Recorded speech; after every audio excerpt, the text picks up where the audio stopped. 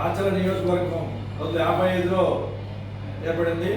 1955 తర్వాత ఇప్పటి నుంచి ఇప్పటిదాకా 2024 వరకు దాదాపు 16 సార్లు 16 మంది ఎమ్మెల్యేలు అయ్యారు. 16 మంది దాదాపు 10 మంది కూడా పులిసి మండలానికి చెందిన వారే. ఆచల నియోజకవర్గంలో 5 మండలాలు పట్టణం ఉంది. ఈ 16 మంది ఎమ్మెల్యేలు కూడా పులిసి మండలానికి చెందిన వారే. అయినా కూడా అభివృద్ధిలో పులిసి మండలం చాలా వెనుకబడి ఉన్నది. అభివృద్ధి జరిగిందంటే విద్యా వైద్య పరంగా అభివృద్ధి చెందింది.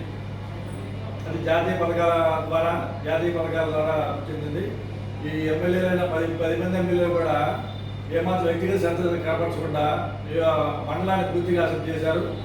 దాంతోపాటు ఉపాధి పథకాలు, యువతకు ఉపాధి పరంగా, పారిశ్రామిక పరంగా, సాగునీటి పరంగా ఒక ఎకరం కానీ, ఒక ప్రభుత్వ రంగా ఒక భారీ పరిశ్రమ, చిన్న పరిశ్రమ కానీ, కుడియ పరిశ్రమ ప్రారంభమైన దాఖలా లేవు 70 ఏళ్ళ నుంచి కూడా. సాగునీటి పరంగా వరి పొడిశాలు ఎక్కడ పెడితే అక్కడే ఉంది, నాకు తెలియదు కాదు.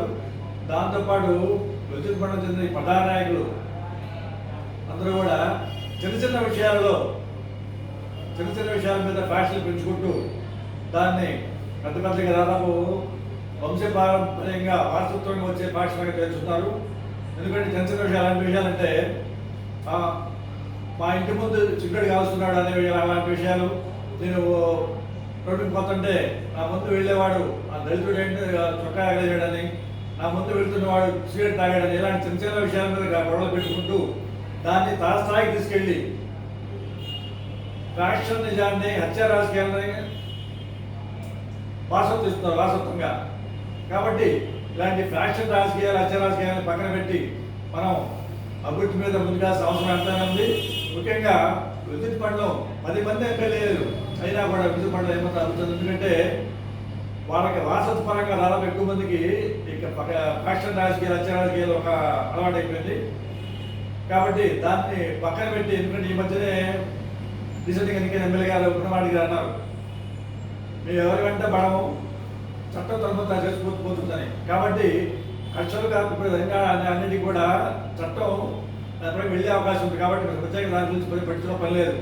కాబట్టి మీరు అభివృద్ధి గురించి, ముఖ్యంగా ఉపాధి గురించి, యువత ఉపాధి గురించి, ఉద్యోగ సదుపాయాల గురించి ప్రత్యేక ధ్యాస పెట్టి విద్యుత్ మండలంతో పాటు నియోజకవర్గంలో కూడా భారీ ప్రభుత్వ పరంగా పరిశ్రమలు, ప్రభుత్వ పరంగా చిన్న పరిశ్రమలు, ప్రభుత్వ పరంగా గుడియ పరిశ్రమలు, ఏ విధంగా సాగునీటి పరంగా ప్రధాన ప్రాజెక్ట్ అయినా మరి ప్రాజెక్ట్ అయినా తీసుకెళ్లాల్సిన అవసరం ఎంత ఉంది.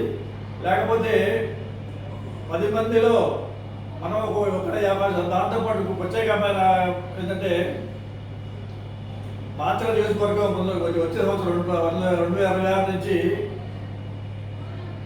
డీలిమిటేషన్ జరిగే అవకాశం ఉంది. కాబట్టి ఇది భక్త మాచల నియోజకవర్గంలో ఆఖరి ఎమ్మెల్యే అవుతారు మీరు. కాబట్టి మీరు ఏమైనా అభివృద్ధి చేస్తే అది మీకు చిరస్థాయిలో పడే అవకాశం తెలియజేస్తున్నారు.